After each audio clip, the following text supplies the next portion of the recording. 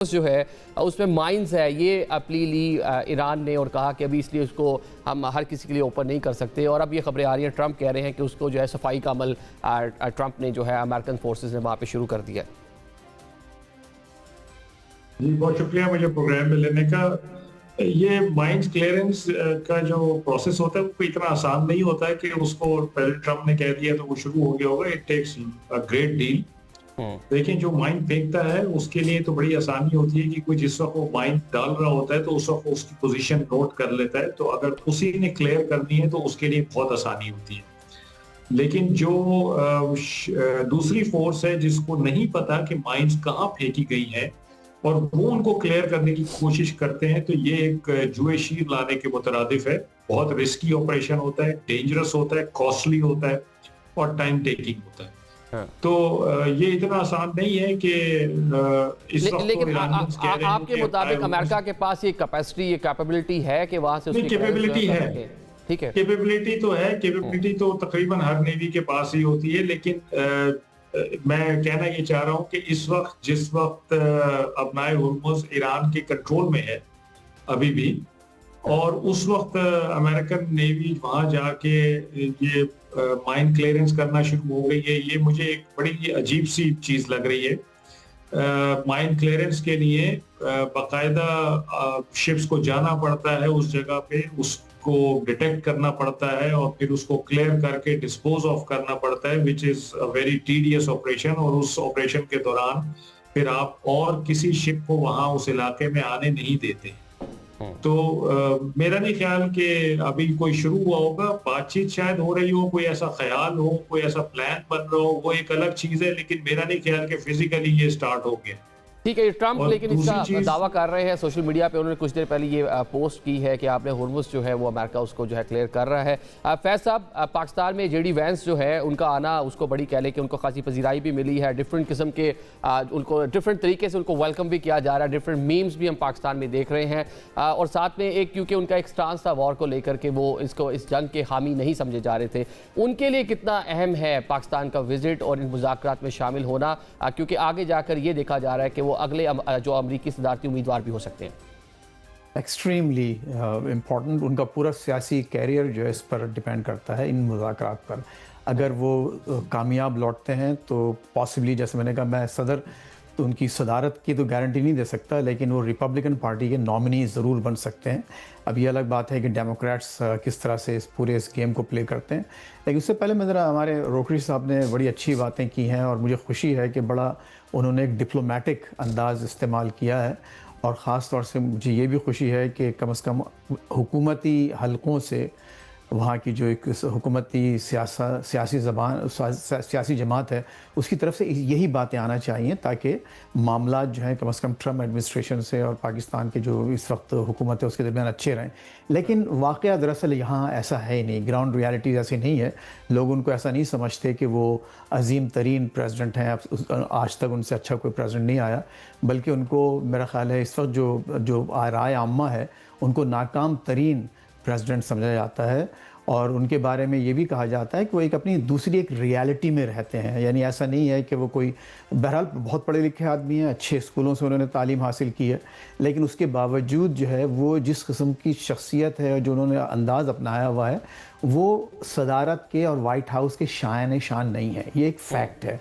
ये मैं मतलब एक तज्ज़िया पेश नहीं कर रहा हूँ, ख्याल नहीं, एक फ़ैक्ट ये है कि वो उन्होंने सदारत भी ऐड करें। ये ईरान जंग के बाद ये वाली अमेरिकन की सोच में बदलाव आया है कि उससे पहले भी इसी तरह सोच रहे थे? अदरवाइज तो हम देख रहे थे जिस तरह टैरिफ लगा रहे थे, इकॉनमी को स्ट्रेंथन करने की बात कर रहे थे, ऑन द अदर साइड जो इलीगल इमिग्रेंट्स थे उनको वहाँ से भगा रहे थे, सारी चीज़ें। उसमें तो बहुत सी चीज़ें ऐसी थी जो अमेरिका को पसंद भी आ रही थी। देखिए आदिल, इसमें यहाँ का जो निज़ाम है ना, वो उसको थोड़ा बहुत मोटी मोटी बातें समझने की ज़रूरत है। दो पार्टीज़ हैं, डेमोक्रेट्स एंड रिपब्लिकन्स, ठीक है, ये तो। और जो इनके डाई हार्ड हैं वो तो कभी नहीं, जैसे कि हमारे पास है कि अगर आपका कोई डाई हार्ड जियाला है या कोई डाई हार्ड ये है, डाई हार्ड वो, तो वो कभी अपना ओपिनियन चेंज नहीं करता अपनी लीडर्स के बारे में। लेकिन बीच में यहाँ अमेरिका में एक बहुत बड़ी तादाद है इंडिपेंडेंट वोटर्स की, और हर इलेक्शन का जो नतीजा होता है वो इन इंडिपेंडेंट वोटर्स पे, यानी जो आज़ाद लोग हैं, जो इधर भी जा सकते हैं और उधर भी जा सकते हैं, और वो फैसला करते हैं शख्सियत को देख के उसका प्रोग्राम देख के, उसका ट्रैक रिकॉर्ड देख के, और फिर पार्टी को भी देखते हैं कि आखिर इस पार्टी ने जब ये इख्तिदार में थे तो इन्होंने क्या किया है। तो इस वक्त जो इंडिपेंडेंट वोटर्स हैं वो तो शिफ्ट हो गए हैं दूसरी तरफ, नंबर वन। लेकिन खुद इनके अपनी रिपब्लिकन पार्टीज़ में बहुत बड़ी एक तकसीम आपको नज़र आती है, और उस वजह से हम ये समझ सकते हैं कि आइंदा का जो, अगर ये नवंबर में, तो मेरा ख्याल है कि it will be a blood bath for the Republicans, लेकिन नवंबर तक चूँकि वक्त है तो हो सकता है कुछ चीज़ें इनकी संभल जाएं। और अगर डेमोक्रेट्स, एक हमने एक और बड़ी ही ख़तरनाक, बड़ी अफसोसनाक खबर सुनी है, मोहतरमा जो कमला हारिस हैं, उन्होंने बयान दिया है कि मैं दोबारा रन कर सकती हूँ। तो वो अगर वो रन करती हैं खुदा न खास्ता, तो फिर ये समझिए कि डेमोक्रेटिक पार्टी फिर एक दफ़ा फिर वाइट हाउस से गायब हो जाएगी, फिर most likely JD Vance would be the next president. लेकिन इनका तो जो सियासी कैरियर की बात है, उसके बाद अगर ये हार जाते हैं तो उसके बाद तो फिर वाइस प्रेसिडेंट के बाद तो फिर इनका मामला बिल्कुल ख़त्म हो जाएगा। लेकिन बहरहाल एक अच्छे आदमी हैं, अपने जो कॉज से कमिटेड हैं, लेकिन इनके भी ख्यालात जो हैं, नज़रियात जो हैं, बहुत ही फार राइट, यानी जिसे इंतहाई क़दामत पसंद आना। अच्छा, एक बात और मैं ये कहना चाहता हूँ ट्रंप साहब के हवाले से कि वो, आप ये कहते हैं कि अमेरिका इज़ बैक, एक्चुअली बिल्कुल उसके बरखिलाफ़ हुआ है। इन्होंने, आप देखिए कि वो लोग, हम कुछ दिनों पहले सुनते थे कि यूके, बरतानिया, अमेरिका का एक लैब डॉग है, पूडल है, ये लफ्ज़ इस्तेमाल किए जाते थे कि वो कभी किसी चीज़ को नहीं बोलते। आज बरतानिया का वज़ीर आज़म, जो कि बहुत पॉपुलर वज़ीर आज़म नहीं है, कोई ज़्यादा करिस्मेटिक नहीं है, वो खुलकर ट्रंप के जो ख़यालात और उनके जो अहकामात हैं उनको खुल के कह रहा है कि हम नहीं मानेंगे। अच्छा, दूसरी बात जो हमारे रोहित साहब ने नेतन्याहू के बारे में कही, देखिए नेतन्याहू वो शख्स है जिसने तारीख़ में पहली दफ़ा वाइट हाउस के सिचुएशन रूम में फरवरी 11 को 90 मिनट की प्रेजेंटेशन दी। वो जगह होती है सिचुएशन रूम, जिसे वॉर रूम भी कहा जाता है, जब ओसामा बिन लादेन का पर जब वो हमला किया जा रहा था पाकिस्तान पर, तो उस वक्त ओबामा और उसके जो टॉप एडवाइजर्स हैं वो बैठ के वहाँ इन वॉर्स को और बड़े बड़े क्राइसिस को वहाँ से देखा जाता है। नेतन्याहू, एक फॉरेन कंट्री का प्राइम मिनिस्टर, बैठ कर Trump, vice president JD Vance, Marco Rubio और हेक्सेट और CIA का डायरेक्टर, इन लोगों को ब्रीफ कर रहा था, और उसके बाद ट्रंप ने फैसला किया कि हाँ, मैं इसकी बात मानूंगा। अच्छा, एक बात और आपको बता दूं, जो इसमें रिपोर्ट हुआ है न्यूयॉर्क टाइम्स में, कि वो कहते हैं कि जो मेज़ है वहाँ की, जो जिसपे के हेड्स, जो चेयर है, वहाँ पर प्रेसिडेंट बैठा करता है। जब ये साहब जब प्रेजेंटेशन देने के बाद जब सवाल जवाब हो रहे थे, तो दोनों ने एक साथ कुर्सियां रखी और दे सेट डाउन एज इक्वल्स।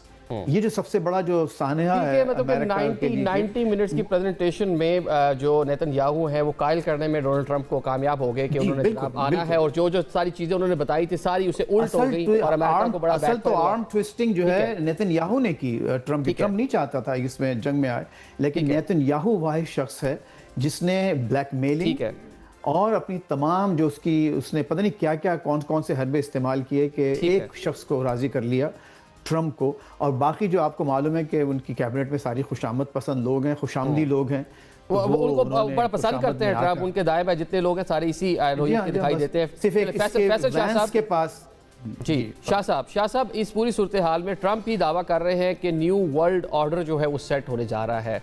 वो क्या वर्ल्ड ऑर्डर हो सकता है? अमेरिका कहाँ स्टैंड करता नजर आएगा? ना यूरोप अब उससे खुश है, जिस तरह के पहले उन्होंने टैरिफ लगाए, फिर जिस तरह से नेटो के ऊपर वो एक अपनी तरफ से बमबारी ही कर रहे हैं।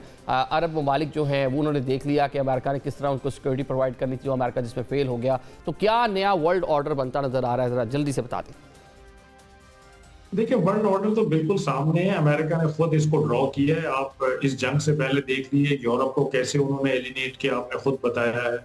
उसके बाद वो टैरिफ वॉर में घुस गए, वो आपको पता है। इंडिया को उन्होंने एलिनेट कर दिया, इंडिया को एक धचका लग चुका है इनके हाथों। और ये गल्फ का रीजन रह गया था जहां पे उनकी बड़ी आवभगत हुई थी, बहुत सारी डील्स हुई थी ट्रिलियंस ऑफ डॉलर्स की।